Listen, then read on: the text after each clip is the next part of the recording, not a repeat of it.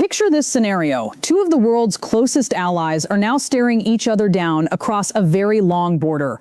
On one side, the most powerful nation on Earth, armed with tariffs and threats. On the other side, a smaller nation that is not backing down. And somewhere between the whiskey and the steel tariffs, a prime minister is about to deliver a lesson in how to stand your ground against overwhelming pressure.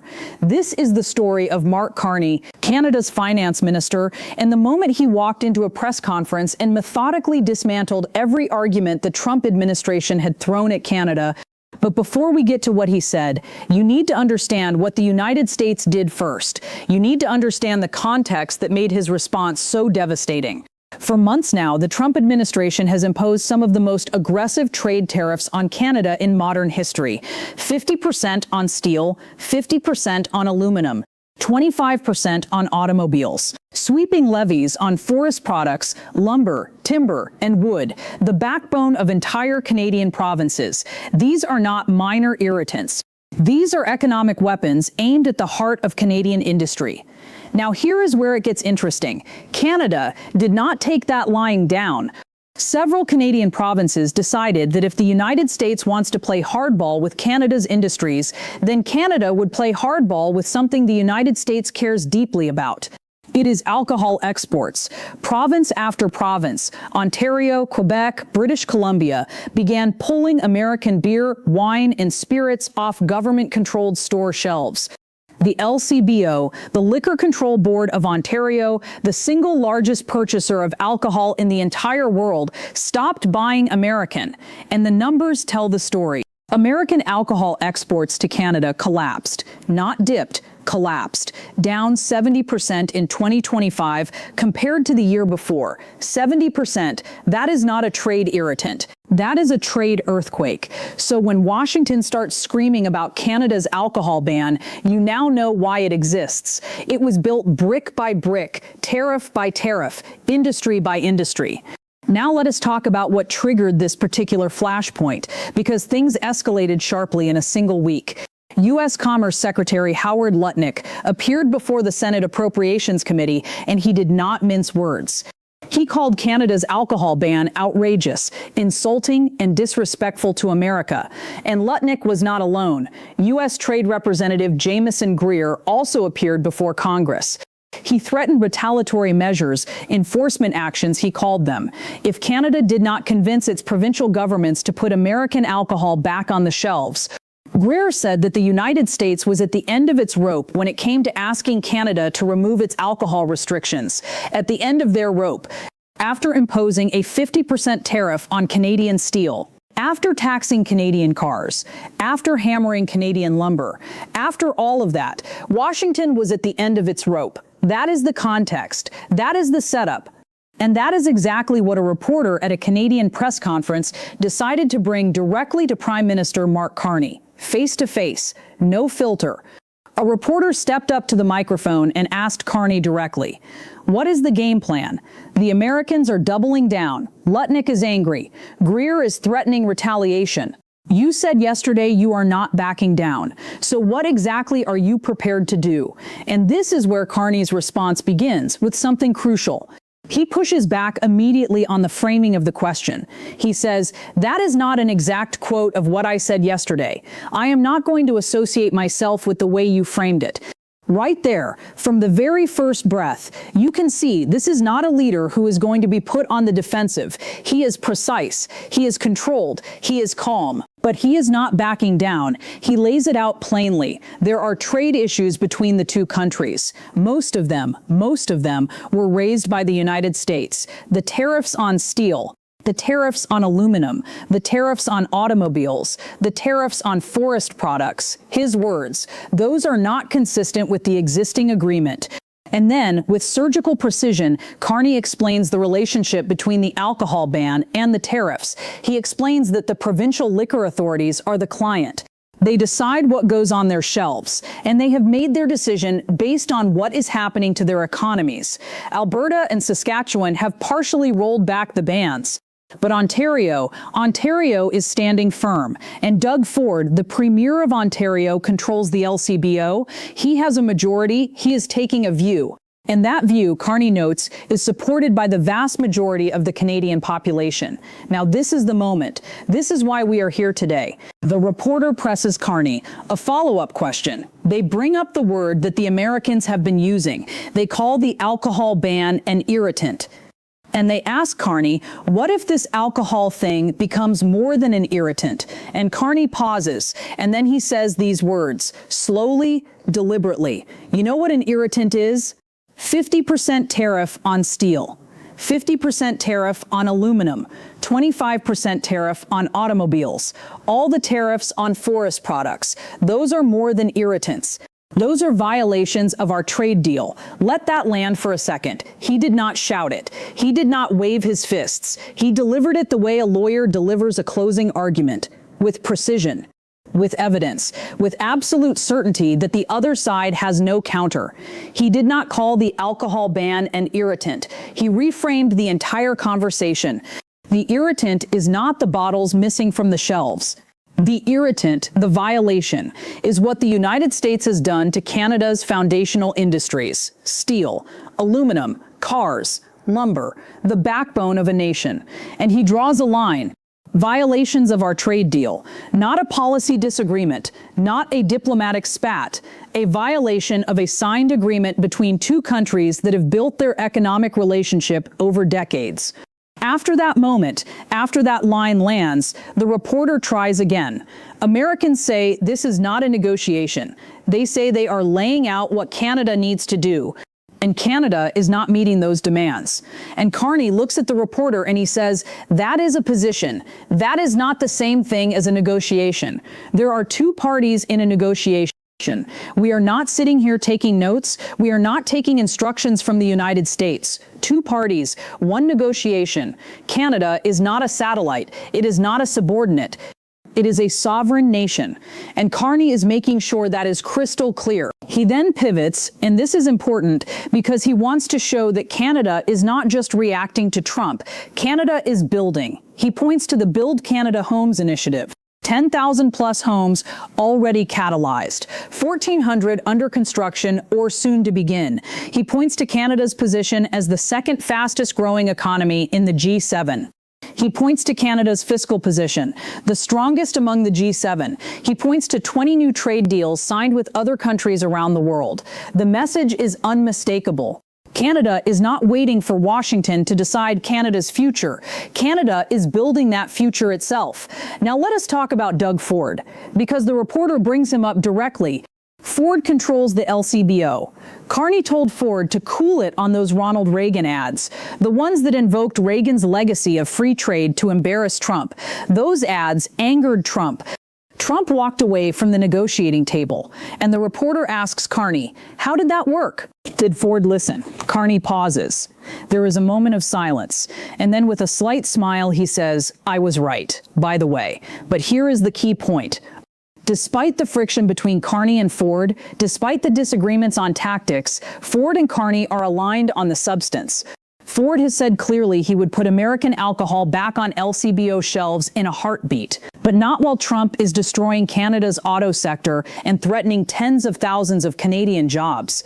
Not one bottle goes back until there is movement on tariffs. And Carney backs that up. He says Ford is the client. He has a majority. He is taking a view supported by the population. That view stands. And then Carney says something that goes far beyond alcohol, far beyond any single tariff. He makes a declaration about the entire future of Canada-U.S. relations. He says, and this is the point I have been making since day one, is that this long period of integration, deeper integration between Canada and the United States is over. That nostalgia is not a strategy. That hope is not a strategy. We are not going to go back to exactly the way things were. The U.S. has changed. It is their right. They have changed. But we are looking to negotiate something mutually agreeable, and there will be adjustments there. He says, and these are his words, that the long period of deeper integration between Canada and the United States is over. Nostalgia is not a strategy. Hope is not a strategy. Things are not going back to exactly the way they were. The United States has changed. It is their right to change. But Canada is not going to pretend otherwise. That long period of integration, deeper integration between Canada and the United States is over. Nostalgia is not a strategy. Hope is not a strategy. That is a seismic statement, not delivered in anger, not delivered as a threat, delivered as a fact, a calm, clear, sober-eyed assessment of where the world now stands. And he goes further. He is asked whether any of this is normal. Whether the back and forth, the public posturing, the behind closed doors maneuvering, whether that is just normal negotiation. And Carney says, what do you think rupture means? Rupture means things are not normal. He is not going to sugarcoat it. He is not going to call it business as usual. Things have changed. Canada gets that. That is why they get up in the morning. And then comes perhaps the most quietly powerful moment of the entire press conference. The reporter pushes Carney on whether this whole situation is normal, and Carney responds with something that sounds simple but carries enormous weight. He says, when I get up in the morning, I do not get up first thing in the morning and think about the United States. I think about Canadians. We get that. We understand that. That is why we get up in the morning. What do we think about when we get up in the morning? We think about affordability for Canadians, how we can make life more affordable, and how we can build this country strong, more independent, more prosperous, fairer for all. That is what we get. And our negotiations with the United States and how we diversify our partnerships elsewhere. We do not get up first thing in the morning. I do not get up first thing in the morning thinking about the United States, okay? I think about Canadians. That is the difference. We have more than enough to do in this country. We are building this place strong. In 6 sentences, Carney reframes Canada's entire posture. Canada is not defined by its relationship with the United States. Canada is not sitting by the phone waiting for Washington to call. Canada has its own agenda, its own priorities, its own destiny. He says, we are also the United States' second biggest trading partner.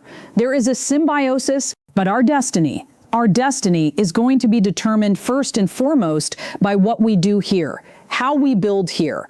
And he adds, Canadians get that. He is not sure everyone south of the border understands that to the extent that it is true. There is a reason why 85% of our trade is tariff-free still, and that is maintained. Our destiny is first and foremost going to be determined by what we do here, how we build here. Canadians get that. Canadians get that.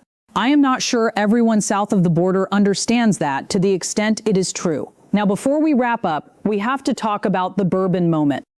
Because Mark Carney did not spend this entire battle being stern and statesmanlike. He also showed he knows how to throw a punch with a smile. At the Liberal Party convention in Montreal, Carney addressed the crowd, and he celebrated what he called small individual acts of solidarity among Canadians. People are choosing a bottle of Okanagan wine over California. Families are planning vacations to Prince Edward Island instead of flying to Florida.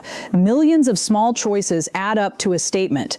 And then he looked out at the crowd and he said, anyone had any bourbon recently? The room erupted because everyone in that room knew exactly what he meant. And because sometimes, in the middle of a trade war, a well-timed joke says more than 1,000 press statements. He called it Canadians rediscovering their country. We are the masters of our destiny, not a rally cry written by a speechwriter, a line earned tariff by tariff, bottle by bottle. Let us step back and look at what is actually happening here, because on the surface, this looks like a fight about booze. It is not about booze. This is a fight about sovereignty, about whether a smaller nation, smaller by population, not by character, has the right to hold its ground against one of the most powerful leaders on earth. And the answer, according to Mark Carney, is a firm and documented yes. The trade agreement between United States, Canada, and Mexico, the USMCA, exists precisely to prevent this kind of unilateral action. Tariffs on steel, tariffs on aluminum, tariffs on automobiles at 25%. These are not authorized under that agreement. Carney is not making a political argument. He is making a legal argument. The United States violates a signed deal, and Canada's response, the alcohol ban, is a proportional countermeasure, not a violation, a response. That is a critical distinction. Now, the question everyone is asking, who blinks first? The answer, based on everything Carney said, is that Canada is prepared to wait. He said it directly. We are ready to go into detailed negotiations. We are also ready to wait, if that is what has to happen. Canada is running a long game, diversifying trade, signing new deals, building domestic capacity, betting that the United States will eventually realize that economic interdependence cuts both ways. Here is where we land. Mark Carney walked into that press conference facing a wall of pressure from Washington, from the media, from trade partners watching closely. And he walked out having said three things that will define Canada's posture for the months ahead. First, the alcohol ban is not the problem. The tariff violations are the problem. Remove the tariffs and the alcohol comes back fast. Second, Canada is not negotiating from weakness.